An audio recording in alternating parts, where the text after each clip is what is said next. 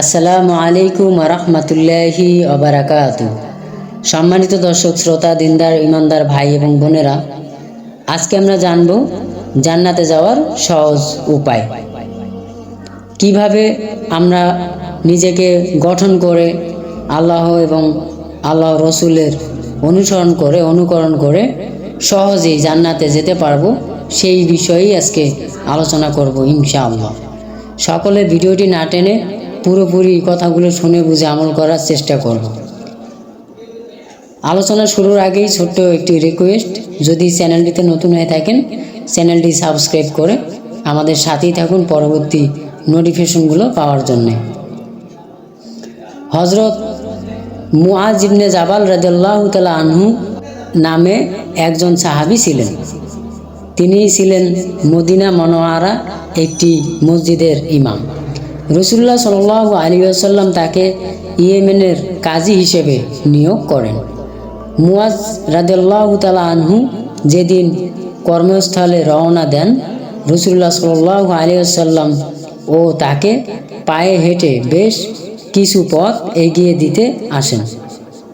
মুআজ রাদিয়াল্লাহু তাআলা আনহু অত্যন্ত লজ্জিত হয়ে বলেন, আপনি সাওয়ারিতে আরোহণ করুন।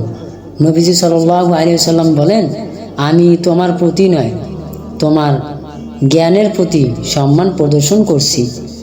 নবীজি সাল্লাল্লাহু আলাইহি ওয়াসাল্লাম যখন মুআজ রাদিয়াল্লাহু তাআলা আনহুকে বিদায় জানাচ্ছিলেন, তাকে খুব চিন্তিত দেখাচ্ছিল।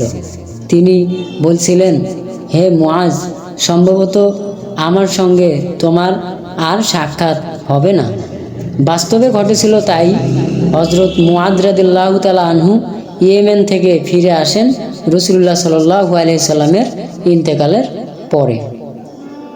মুআজ রাদিয়াল্লাহু তাআলা আনহুকে বিদায় জানাতে গিয়ে পরদিন রাসূলুল্লাহ সাল্লাল্লাহু আলাইহি সাল্লাম একটি বক্তব্য দেন। হযরত মুআজ রাদিয়াল্লাহু তাআলা আনহু বিদায়কালে বলেছিলেন, হে আল্লাহর রসুল, আপনি এমন একটি পথ বাতলে দিন যাতে আমি জান্নাতে প্রবেশ করতে পারি, জাহান্নাম থেকে নাজাত পেতে পারি। রাসূলুল্লাহ সাল্লাল্লাহু আলাইহি ওয়াসাল্লাম বললেন, মুআজ, তুমি আমাকে গুরুত্বপূর্ণ একটি প্রশ্ন করেছো। আল্লাহ অবশ্যই এটি যার জন্য সহজ করে দেন তার জন্য তা সহজ হয়ে যায়। তুমি কখনো আল্লাহর সঙ্গে কাউকে শরীক করবে না, 5 ওয়াক্ত নামাজ পড়বে, রমজানের রোজা রাখবে, যাকাত দেবে আর হজ করবে। এরপর রাসূলুল্লাহ সাল্লাল্লাহু আলাইহি ওয়াসাল্লাম নিজে থেকেই প্রশ্ন করেন, আমি কি তোমাকে পুণ্যের দরজাগুলোর সংবাদ দেব না? বলেই তিনি বললেন, রোজা ঢালের মতো, তা প্রতিটি বিপদ এবং শাস্তিকে প্রতিরোধ করে। পানি যেমন আগুনকে সদাকা, ঠিক সেভাবে গুনাহের বিনাশ ঘটায়। তুমি রাতে ঘুম থেকে উঠে নামাজ পড়বে। এই বলে রাসূলুল্লাহ সাল্লাল্লাহু আলাইহি ওয়াসাল্লাম এই আয়াত তেলাওয়াত করলেন, বলো, তোমরা যদি মৃত্যুর বা নিহত হওয়ার ভয়ে পালাও তাহলে তোমাদের লাভ নেই, আর তোমরা পালাতে পারলেও তোমাদের জীবন ভোগ করতে দেওয়া হবে। বলো, আল্লাহ যদি তোমাদের অমঙ্গল চান, কে তোমাদের রক্ষা করবে? আর যদি তোমাদের অনুগ্রহ করতে ইচ্ছা করেন, কে তোমাদের বঞ্চিত করবে? ওরা আল্লাহ ছাড়া নিজেদের জন্য কোনো অভিভাবক ও সাহায্যকারী পাবে না। সূরা আহজাব আয়াত 16-17। তারপর রাসূলুল্লাহ সাল্লাল্লাহু আলাইহি ওয়াসাল্লাম বললেন, ইসলামের স্তম্ভ হচ্ছে নামাজ আর তার শৃঙ্গ হচ্ছে জিহাদ।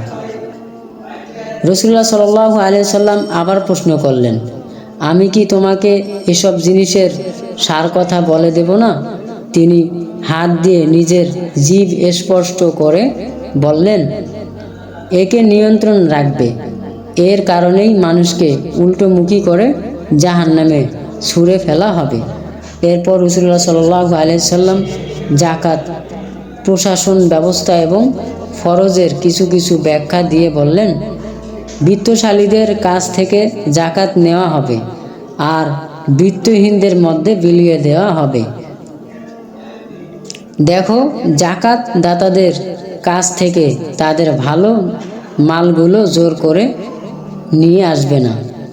মাজলুমের আত্মচিৎকার থেকে সব সময় বেঁচে থাকবে, কেননা আল্লাহ এবং তাদের আত্মস্বীকারের মধ্যে কোনো পর্দা থাকে না। তিরমিজি শরীফ। রাসূলুল্লাহ সাল্লাল্লাহু আলাইহি ওয়াসাল্লাম তার এইসব বক্তব্যে জানাতে দাখিল হওয়ার এবং জাহান্নাম থেকে নাজাত পাওয়ার উপায় স্পষ্টভাবে বলে দিয়েছেন। তিনি জুলুম থেকে দূরে থাকার জন্য বিশেষভাবে সাবধান করে দিয়েছেন। প্রকৃতপক্ষে এটাই নাজাতের পথ। সম্মানিত দর্শক, এতক্ষণ ধরে আমরা যে নাজাতে যাওয়ার বা নাজাত পাওয়ার সঠিক সহজ পথ জেনে নিলাম। এইভাবেই আমরা নিজের জীবনকে পরিচালনা করব ইনশাআল্লাহ। ভিডিওটি ভালো লাগলে একটি লাইক করবেন। চ্যানেলটিতে নতুন হয়ে থাকলে চ্যানেলটি সাবস্ক্রাইব করে আমার সাথেই থাকবেন। সকলে ভালো থাকুন, সুস্থ থাকুন। আসসালামু আলাইকুম ওয়া রাহমাতুল্লাহি ওয়া বারাকাতুহু।